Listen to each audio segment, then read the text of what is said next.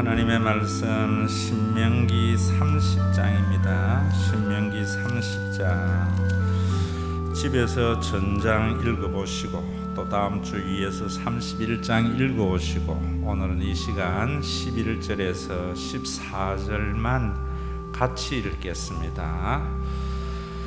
내가 오늘 내게 명령한 이 명령은 내게 어려운 것도 아니요 먼 것도 아니라 하늘에 있는 것이 아니니 내가 이르기를 누가 우리를 위하여 하늘에 올라가 그의 명령을 우리에게로 가지고 와서 우리에게 들려 행하게 하려 할 것이 아니요 이것이 바다 밖에 있는 것이 아니니 내가 이르기를 누가 우리를 위하여 바다를 건너가서 그의 명령을 우리에게로 가지고 와서 우리에게 들려 행하게 하려 할 것도 아니라 오직 그 말씀이 내게 매우 가까워서 내 입에 있으며 내 마음에 있은즉 내가 이를 행할 수 있느니라. 아멘. 지난 주일 제가 강고에 여러분들이 어떤 집회라든지 기도원에 갈 때에는 야유회 갈 때에는 마음대로 가지만은 반드시 목사님의 허락을 덕하고 가라라고 강고를 했습니다. 그 강고를 했는데 권사님 두 분이 올라와서 목사님 죄송합니다. 의논을 하지 않아서 그래서 제가 그 기도원이 잘못된 것이 아니고 앞으로는 반드시 허락을 받고 정하는 것이 좋겠다 이랬습니다. 쉬운 일 아니거든요.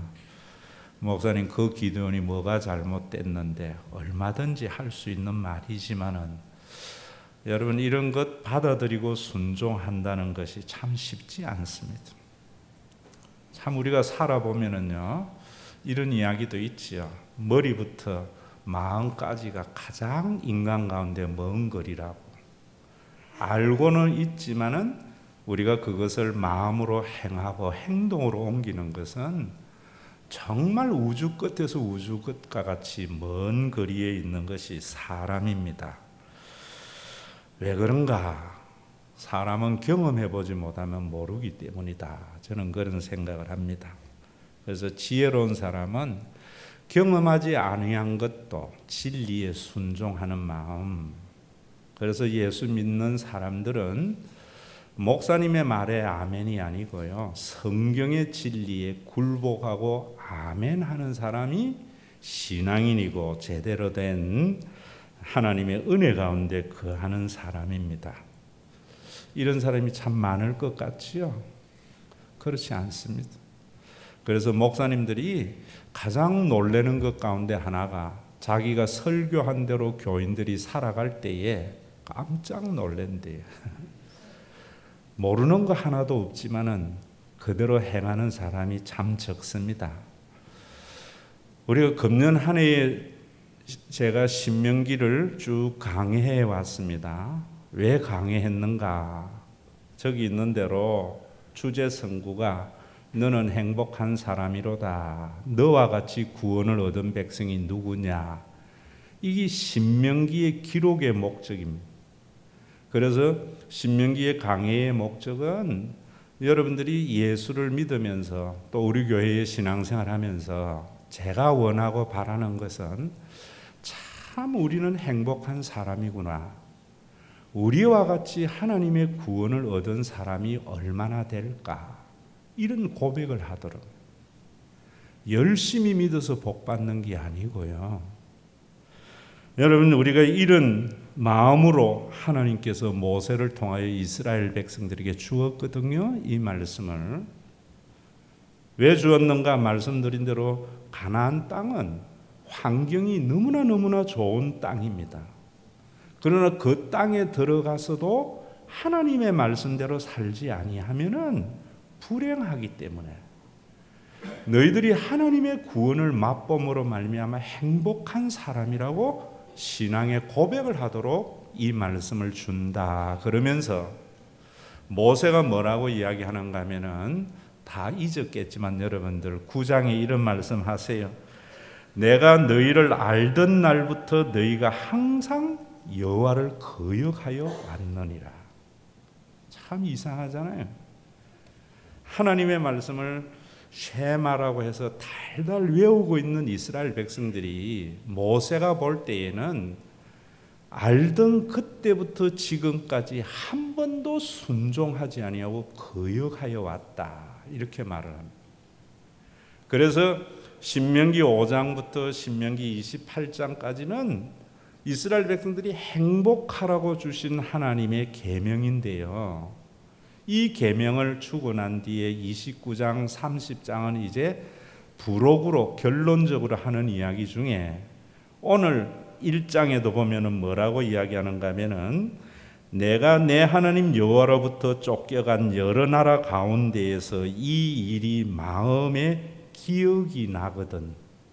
왜 이런 말을 하는가 하면은 하나님의 말씀에 순종하지 아니하면은 하나님께서 이스라엘 백성들을 전 세계 민족 가운데 흩어버리리라고 경고를 했거든요. 그렇게 경고를 했는데 모세는 뭐라고 이야기하는가 하면은 나중에 너희들은 다 흩어질 것을 기정사실화합니다. 그러면서 그 흩어진 자리에서 너희들이 이 말이 기억이 나거든 회개해라. 그러면 하나님께서 너희들이 하늘과 땅 바다 끝에 있더라도 다시 모아들여서 하나님의 은혜 가운데 거하게 할 것이다, 이렇게 말을 합니다. 그러면서 오늘 읽은 본문대로 하나님이 주시는 계명의 말씀, 예수를 믿는 것, 신앙생활 하는 것은 절대로 어려운 것이 아니라는 거예요. 그러면서 또 뭐라 그래요? 먼 것도 아니라는 거예요. 하늘에 있는 이상한 교훈도 아니고 바다 끝에 있는 이야기도 아니고 너희 입에 있는 말씀이고 너희 마음에 있는 것이다. 그래서 너희가 순종만 하면은 하나님께서 너희에게 놀라운 은혜의 복. 제가 여러분들에게 이야기했지요. 무슨 일을 해도 괜찮은 그런 사회. 의사와 판사가 안 돼도 먹고 사는 일에 걱정이 없는 사회. 서울 살든 시골에 살든 주거에 어디에 있어도 걱정이 없는 그런 공동체가 될 거다라고 하는 말입니다. 그런데 왜 그렇게 안 됐는가? 이 사람들이 하나님의 말씀에 순종 안 했기 때문에. 오늘도 여러분들이 신앙생활 하면서 참 눈을 감아도 나 예수 잘 믿었지, 정말 눈을 떠도 신과 회복 있는 교회에 다니게 된 것이 행복이야, 이런 신앙생활이 안 되거든. 여러분, 오늘 여러분들 자신의 마음을 한번 잘 살펴보세요. 제가 여러분들에게 하는 이야기 중에 하나가 예수를 믿으려면 왜 믿어야 되는가 하면은 사랑하기 위해서 믿으라 그랬잖아요. 우리 교회에 등록하는 사람은 예수 잘 믿어서 복 받으려고 하는 사람 옆에 교회 가시고요. 우리 교회는 사랑하려고 하는 사람만이 등록을 하세요. 제가 그런 이야기 했지요. 정말 우리가 서로 사랑하려고 예수를 믿으면요, 하나님의 구원을 경험하고 행복해져요. 그런데 우리가 솔직히 우리 가운데 이야기하지만 교회가 사랑하는 모습보다 그러지 못한 모습이 많지요. 그래서 어떤 사람들은 예수는 좋은데 교회는 싫어, 이런 사람이 의외로 많습니다. 그러면 왜 사랑하지 못하는가? 너무나 쉬운 이야기고 누구나 할 수 있는 일인데 그거 다 아셔야 되거든요. 우리는 우리가 사는 사회, 우리가 이 시대와 이 상황에서 영향을 받아요. 저는 어릴 때에 학교나 이런 데서 배우기를 불교는 자비의 종교고 기독교는 사랑의 종교다, 이렇게 들었어요. 그런데 제가 목사의 아들이고 엄마 뱃속에서부터 새벽기도 다니고 이렇게 컸지만은 왜 기독교가 사랑의 종교라고 하는지 이해가 안 됐어요. 왜 그랬는가? 여러분 아셔야 되거든요. 지금 우리 20세기에 21세기에 거쳐서 있는 우리들은 산업화와 자본주의와 미국의 실용주의가 만들어낸 사회 속에 살거든요. 그래서 교회에 와서 목사님들이나 가장 많이 듣는 소리가 땅끝까지 이르러 복음의 증인이 되라. 모든 족속으로 제자를 삼아라 했다.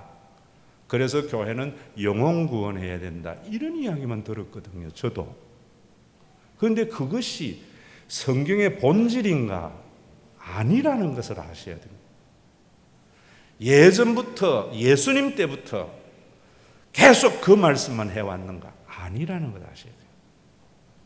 제가 신학을 하고 목회를 하면서 정말 기독교는 사랑의 종교구나. 그래서 예수를 믿을 때 사랑하기 위해서 믿으라 해야 되겠구나. 우리 교회에 오는 사람들은 사랑하기 위해서 교회에 오라고 해야 되겠구나 라고 한 것은 그걸 깨달았기 때문에. 제가 수요일 날 여러분들에게 또 몇 차례 이야기를 했지만은 좀 잘 들으세요. 인간은 오랜 세월 동안에 농경사회에 살았습니다. 그러다가 17세기 계몽주의가 만들어낸 산업화로 인한 산업화의 절정의 시대가 20세기였고요. 이제는 20세기를 넘어서 21세기는 정보화 시대에 사는 겁니다. 그러면 우리가 그런 농경 시대는 인간이 먹고 사는 문제가 만들어내는 것이 문화고 정치라는 거예요. 그래서 유럽만 해도 여러분 오늘날과 같은 프랑스나 독일이나 이태리나 여러분 이런 나라들이 우리나라와 같이 5천년 몇천년 역사가 있는 나라가 아닙니다. 불과 몇백 년밖에 안 됐어요. 그전에는 유럽은 장원제와 봉건주의 사회였어요. 중앙 집권도 아닙니다. 한 영주가 다스리는 장원. 그래서 기사를 두어서 그 속에 농노들이 먹고 살았다고. 여러분 농경사회라는 것은 넓은 지역을 다 점령할 수 없어요. 여러분 지금도 그렇잖아요. 지금과 같이 교통수단이 발달이 안 되면은 농사를 지을 때에 내 논이 4km, 5km 떨어져 있으면은 갔다 왔다가 시간 다 보낸다고. 그래서 문전옥답이라 이러는 거예요. 큰 땅을 소유할래야 소유할 수가 없었단 말입니다. 그러다가 인간의 이성이 발달하면서 산업화가 이루어졌어요. 그러면서 오랜 세월 유럽을 지배했던 장원제도나 봉건주의가 무너집니다. 왜? 이제는 땅에 의해서 먹고 사는 것이 아니라 여러분 산업화로 인하여 생산물이 먹고 살기 때문에 사람들이 산업화된 곳으로 공장이 있는 곳으로 몰려들었어요. 그래서 현대적인 도시가 생겨났고 현대적인 국가가 생겨난 겁니다. 산업화라는 것은 단순한 산업화가 아니고요.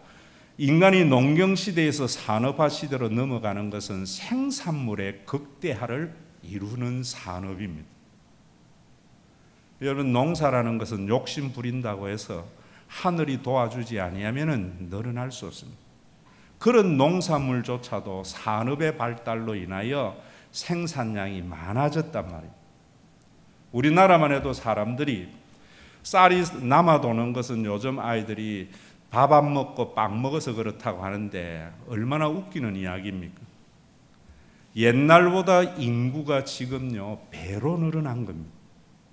그래서 옛날보다 밥을 밥만 먹어도 쌀이 옛날과 같이 모자라야 되는데 남아도는 것은 산업으로 인하여 농경의 생산물이 많아진 겁니다. 통일 쌀 알지요? 그거와 같이 이제는 단위 면적당 생산량이 옛날하고 비교할 수 없을 만큼 많아진 겁니다. 산업화라는 것은 인간의 기술과 과학으로 인하여 많은 생산물을 만들어내는 겁니다. 그래서 사람들은 그 생산물을 가지고 풍요롭게 살아가지만은 생산이라는 것이 소비보다 더 많으면은, 공급이 소비보다 많으면은 자본주의 산업 사회는 무너져 버립니다. 그래서 공급과 소비를 적절하게 해야 되는데 생산량은 자꾸 많아지는 거예요. 그러다 보니까 이제는 한 도시가 아니라 국가라는 것이 있어요. 시장을 확대해야죠. 그래서 현대적인 국가가 이루어져서 그 생산량을 소비를 했는데, 과학은 더 발달을 해서 생산량은 많아지니까 이제 우리나라 안에서 소비하기도 너무나 많이 남는 거예요. 그래서 공급을 줄이려고 하는 것보다는 소비를 확대하기 위해서 식민지 정책을 쓴 것이 17세기, 18세기의 역사다 이 말이에요. 왜? 땅을 개척해서 새로운 땅을 가져야만이 소비가 공급을 충족할 수 있습니다. 그래서 영국은 해가 지지 않는 나라가 됐고, 한때는 포르투갈, 스페인이 전 세계를 지배했다고요. 여러분, 그럴 때에 이제부터 잘 들으세요. 제일 선봉에 선 사람이 누구냐면 선교사였어요. 식민지 정책에. 그래서 중국의 모택동은 종교를 아편이라 한 이유는 바로 그러한 제국주의 팽창주의의 선교사들이 앞장섰기 때문이죠. 왜 앞장섰습니까? 종교는 정권과 정치와 결부가 되어야 되는데, 정치와 결탁을 하면은 항상 일어나는 것이 부유함입니다. 종교가 정치와 결탁하는 순간 탐욕적인 종교가 됩니다. 아모스의 경고이지요. 여러분, 돈 싫어하는 사람 없지요? 부자 되는 거 싫어하는 사람 없습니다. 예수 믿는 사람도 부자 되는 거 좋습니다. 나도 목사도 부자 되는 거 좋습니다. 그러나 한 가지 알아야 돼요. 그 부유함을 맛본 교회가 식민지에서 오는 많은 자원과 정권의 수호 아래 앞장선 결과 그 자본으로 여러분들이 유럽에 가면은 보는 거대한 교회당이 만들어진 겁니다. 거대한 성당이 만들어진 겁니다. 교인들의 헌금으로만 그런 교회당이 선 것이 아닙니다. 교인들의 헌금으로만 그런 건물을 절대로 만들 수 없습니다.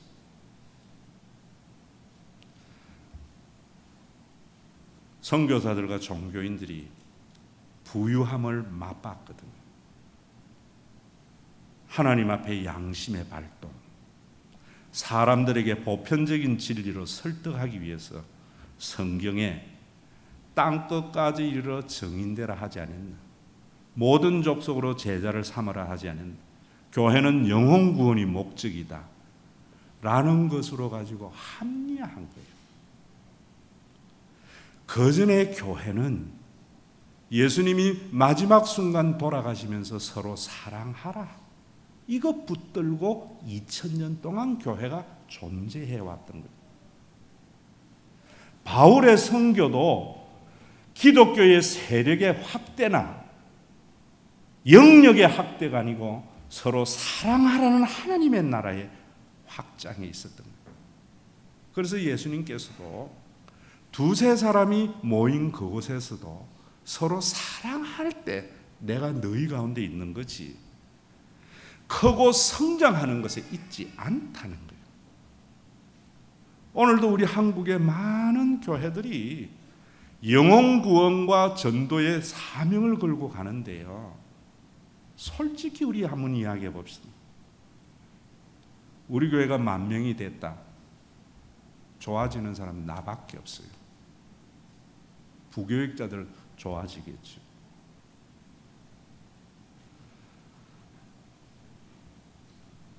그래 되면 교인들에게 전도 안 하려 하겠죠. 그래서 영혼 구원이다. 심각한 이야기입니다. 그래서 영혼 구원하고 사명을 하면 하나님이 복 준다. 복을 준다는 것은, 복을 받으려고 한다는 것은 남을 이겨서 행복하려고 하는 거예요. 인간의 행복은 남을 이겨서 행복해지는 것이 아니고, 성경에요, 주는 자가 행복하다. 다른 사람의 유익이 되므로 자기의 존재 가치가 느껴질 때 인간은 비로소 행복하게 되는 거예요. 남을 이겨서 행복해지는 것은 사탄이 우리에게 유혹하는 거라고.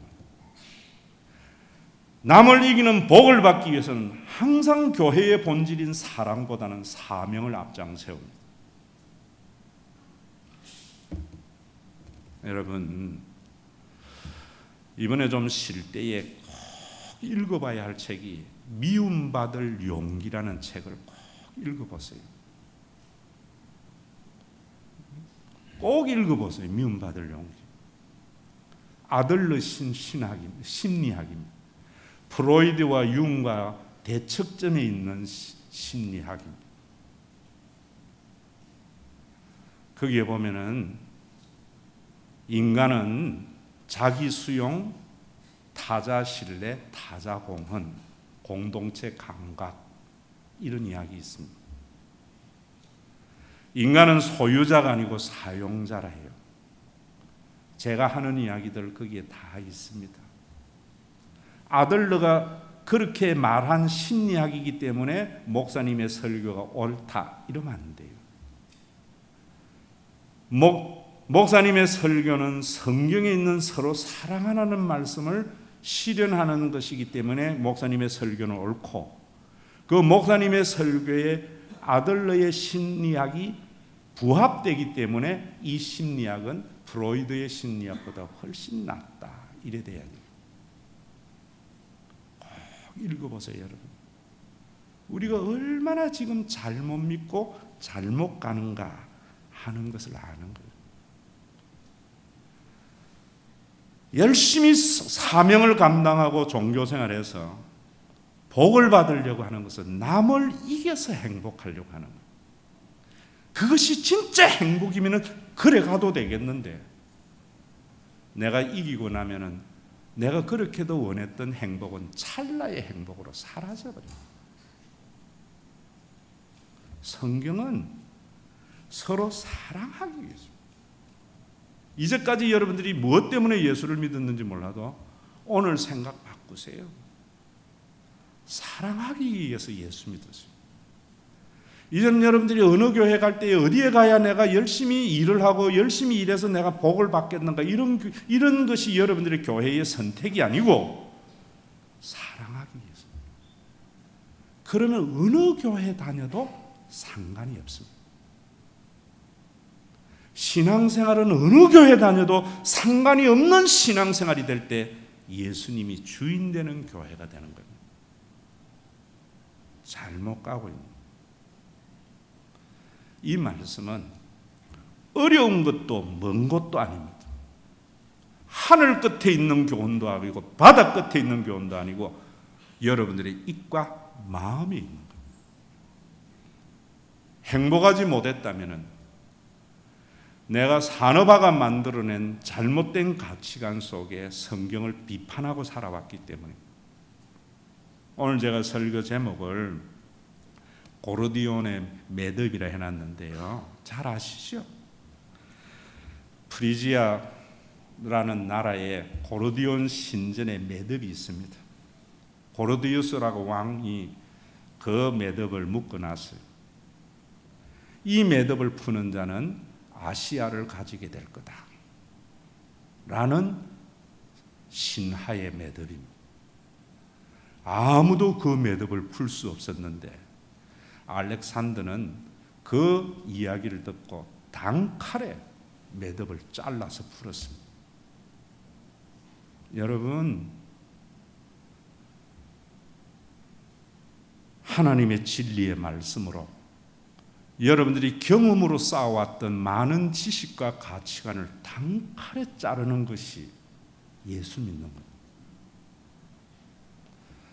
콜럼버스의 달걀이라고 제목을 첨언해놨지만 길어서 뺐습니다. 타원형에 담긴 액체는 세울 수 없습니다. 어디에 가면 세우는가? 적도에 가면은 세웁니다. 지구가 기울어져 있다는 증거입니다. 그래서 여행을 하면서 적도에 가는 사람들은 누구나 계란을 가지고 세워보는 신기한 경험을 합니다. 어디에서나 계란을 세울 수 있습니다. 콜럼버스는 계란을 세우라고 할 때에 깨뜨려서 세웠습니다.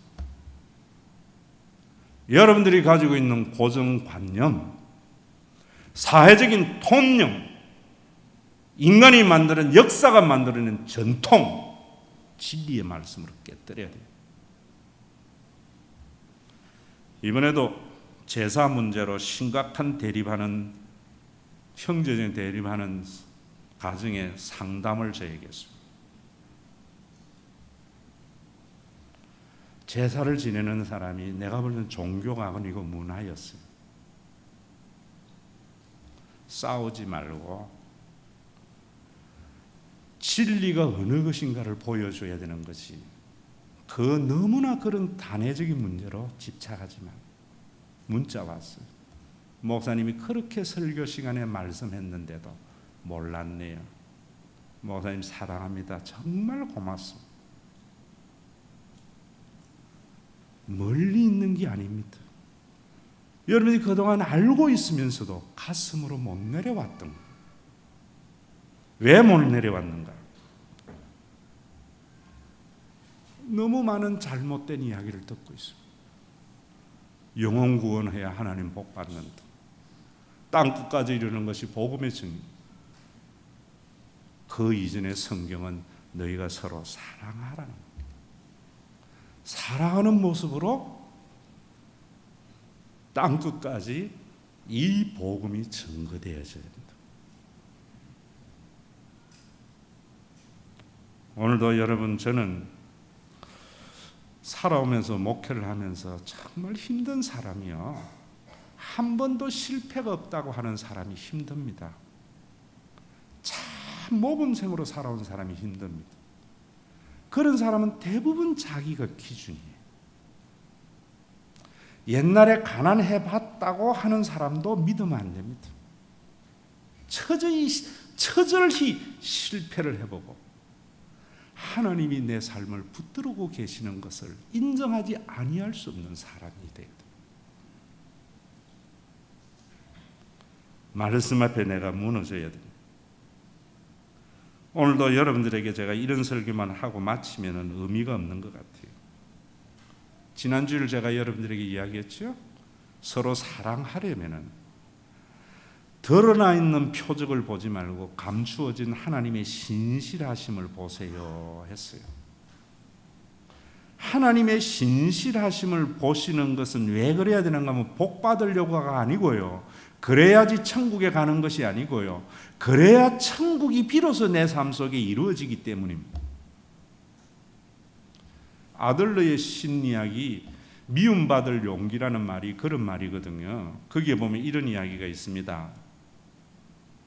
아마 여기에 서본 사람들은 아시겠지만은 여기 서서 기도하고 무슨 이야기를 하라면은 자기가 생각해 왔던 거 거의 하지 못합니다. 그래서 기도를 써서 하고 이러는 겁니다. 그런데 여러분, 무대에 서면은요, 빛이 조명이 이렇게 어두우면은 사람들이 다 보입니다. 그래서 내가 하고 싶은 공연을 하지 못하는 겁니다. 그런데 강렬한 스포트라이트가 내 눈에 비치는 순간 회중들은 나를 강하게 보지만은 자신은 아무것도 안 보입니다. 그래서 자기가 가지고 있는 실력의 공연을 100분 발휘할 수 있는 겁니다. 무슨 이야기인가? 여러분, 여러분들의 생애 속에 여러분들이 경험된 조그마한 지식의 희미한 상대적인 진리의 빛으로 세상을 보기 때문에 내가 원하는 삶을 살지 못하는 겁니다. 인생이라는 게. 어느 누구든지 자기가 원하는 인생을 살지 못하는 것, 내가 이러면 남에게 미움받지 아니할까? 이러면 내가 실패하지 아니할까? 이러면 어쩌지 저쩌지? 자기가 가지고 있는 경험에 의한 지식, 그 사회가 만들어낸 통념, 역사가 만들어낸 전통, 이런 것들 때문에 우리는 내가 원하는 삶을 못 사는 거다. 여러분, 신실하신 하나님의 빛이 내 눈에 비추어서 세상의 모든 것이 캄캄하게 될 때 비로소 인간은 자기가 원하는 생애를 살아갈 수 있는 겁니다. 여러분들이 사랑하려고 하면은 하나님의 신실하심만 눈에 보여야만이 자신을 사랑하고 타인을 사랑할 수 있습니다, 여러분. 우리 집에도 막내는 대학을 졸업하고 아직 취직을 하지 못하고 있습니다. 제가 어제 식사를 하면서 이야기해 줬습니다. 결과에 연연하지 말고 오늘 네에게 가장 의미 있는 일에 집중하라 했어요. 결과에 연연하는 것이 우리의 상대적인 지식을 가지고 얼마나 연연하다 보니까 오늘 할 일 못하잖아요. 35, 40까지는 아버지가 은퇴하지 않으니까 용돈 줄 테니까 네 인생에 네가 정말 하면서 살아봐야 하고자 하는 그 일이 뭔지, 그 일에서 정말 필요한 일이 뭔지 그걸 고민해라. 아르바이트나 이런 거 하려 하지 마. 여러분, 강렬한 하나님의 신실하심을 믿어야 하는 이유는 그래야만이 세상이 안 보입니다. 결과에 연연하지 않습니다. 그런 사람은 사람을 사랑하며 자기가 원하는 바를 이루어갈 수 있습니다. 왜 두렵습니까? 여러분들이 살면서 경험된 상대적인 지식 때문입니다. 왜 염려합니까? 그 사회가 만들어낸 상대적인 가치관 때문입니다. 그래서 제가 설교하면서 드러난 것 보지 말고 감추어진 하나님의 신실하심을 믿으세요. 성경은 약속에 어긋남이 없는 하나님입니다 라고 말을 하는 거예요. 여러분, 왜 사람이 누리지 못합니까? 왜 분쟁합니까? 전부 자기 가치로 결과를 평가하기 때문에 나타난 결과를 가장 아름답게 수용하려면 하나님의 신실하심의 열매라고 해야만이 받아들일 수 있습니다. 왜 자식이 대학 떨어진 것 때문에 가정에 분란이 일어나야 됩니까? 왜 사업이 부도난 것 때문에 가정이 깨어져야 됩니까? 사업이 부도나는 것은 나쁘다는 인간이 만들어낸 통념입니다. 제가 여러분들에게 이야기했죠. 교회는 건물이 아니고 교인입니다. 말로만이 아닙니다. 그러려면 우리 교회 건물 통째로 날아가도 흩어지지 않는 교회가 되어야 됩니다. 여러분, 사업이 부도나서 집이 경매가 됐을 때에 더 단단한 가정으로 되는 가정이 있는가 하면은 집 날아가는데 가정이 해체되는 가정도 있습니다. 상대적 진리를 절대화하면서 살기 때문에 하우스보다 홈이 중요한, 물보다 피가 진한 것을 아는 사람들은 집이 날아가도 가정은 더 단단해집니다. 저는 우리 교회가 쭉정이들로 모이기를 원하지 않기 때문에 사랑하려고 믿으세요라고 합니다. 여러분, 사랑하는 것은 이웃을 판단하는 것이 아닙니다. 하나님만이 판단하는 겁니다. 사람은 사람을 판단하는 것이 아니라 섬기는 겁니다. 아이가 대학에 떨어졌을 때 중보기도 시작하지만 네가 왜 그렇게 하니까 떨어졌지? 흘러간 옛 노래입니다. 떨어진 아이를 위로해 주는 것이 부모의 역할이죠. 여러분, 판단은 하나님만이라고 말해요. 야고보서에서. 누가 네 이웃이간데 판단하는? 교회는 인간이 만들어낸 가짜 복음으로 판단이 얼마나 난무합니까? 교회가 만들어낸 전통으로, 예전으로 얼마나 교인들을 판단합니까? 그것의 옳고 그름은 하나님만이 아는 겁니다. 모르겠습니다. 저는 여러분들에게 그래 목회해 왔던 것 같아요. 우리 교회가 어떻니? 우리 장로님들이 어떻니? 우리 목사님이 어떻니? 완벽하지 않습니다. 그게 눈에 보입니까? 제가 이야기했죠. 왜 보이게 했어요? 우리 교회가 이래야 된다라고 하는 사람은 이래야 된다 말하지 말고 보이는 그것을 내가 할 수 있는 만큼 하는 사람이 돼야 돼요. 목사님이 부족한 부분이 보입니까? 목사님을 판단하지 말고 그 일을 여러분들이 하세요. 그래야 여러분, 그게 사랑입니다. 여러분, 우리 교회 다니는 사람들이 편하고 좋다는 이유가 사랑하려고 목회하기 때문입니다.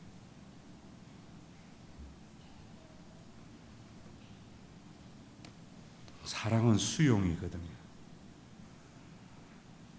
10년을 우리와 함께 살아왔는데 제가 장로님은 왜 그래 신앙생활 하세요? 권사님은 왜 그래 신앙생활 하세요? 지사님은 왜 그렇게 신앙생활 하세요? 구역장이 돼서 왜 그래요? 이 소리 들은 사람이 있으면 저한테 손 한번 들어보세요. 판단은 하나님이 하는 겁니다. 내가 볼 때 장로님들이 부족하면은 그 일은 내가 하는 겁니다. 내가 할 수 있는 만큼. 내가 성가대 언제 하면 잘하세요? 왜 그러세요? 한 번 말 안 합니다. 주일학교 왜 그러세요? 안 합니다. 그러나 내가 도와줄 수 있을 만큼 하는 겁니다. 우리 교회 장로님들 훌륭한 이유가 그것이 있습니다.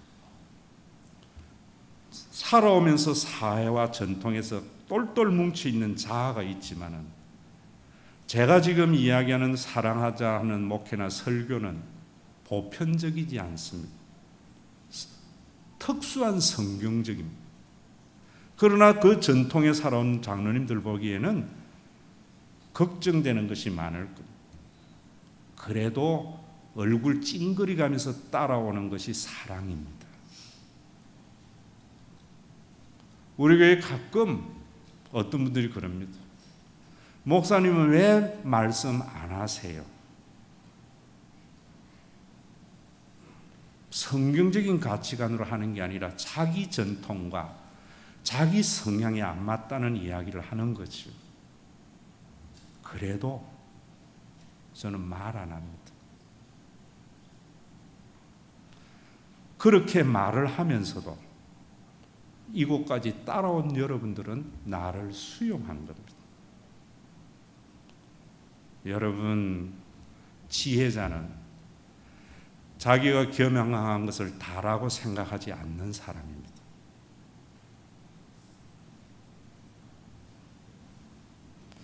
제가 요즘 젊은 목회자들하고요, 성경 공부하면서 내가 그런 이야기 했습니다.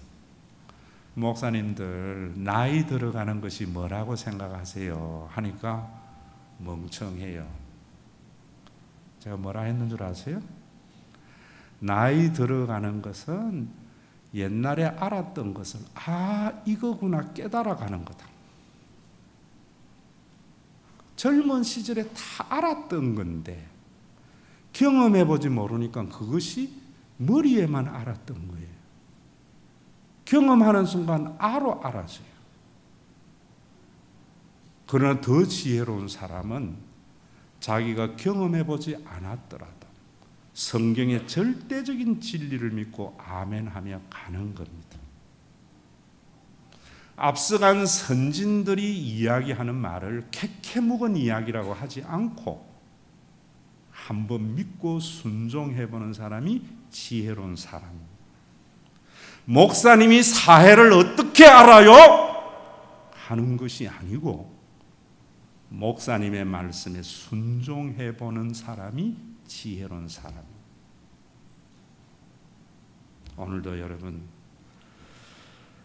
여러분들의 주장을 관철하기 위해서 교회 생활하는 사람이 아니라 서로 사랑하라고 하는 이 말씀을 붙잡고 내 능력 안에서 행할 수 있는 만큼 해감으로 교회가 하나님의 나라를 조금이라도 맛보게 됨으로 말미암아 나는 행복한 사람이로다. 이런 신앙의 경험을 하다가 천국에 갔을 때에 주님 선교가 아니었네요. 복 받는 게 아니었네요. 사랑한 것 그것만이 남아있네요. 주님과 눈물의 해우가 되는 그런 복된 신앙인들이 되시기를 주의 이름으로 축원합니다. 자기의 존재감을 드러내기 위한 부자의 헌금을 받지 아니하시고 은혜에 감사해 드리는 가부의 두레돈을 받으시는 아버지 하나님, 오늘도 남들을 이기려고 짓밟으려고 그 속에서 행복을 찾으려고 하는 마음을 주님 앞에 드리는 예물이 되게 하시고, 어렵고 힘들고 잘못한 자를 정죄하고 판단하는 마음도 주님께 드리고, 내 눈에 보이는 그것, 내 능력 안에서 행하며 나갈 때 주님께서 때가 되매 거두시는 믿음으로 드리는 예물, 합당히 드리는 예물임을 믿습니다. 종교적인 목적을 위한 화려한 교회의 프로그램과 교회의 세력을 확장하고 건물을 사는 데에 사용하기보다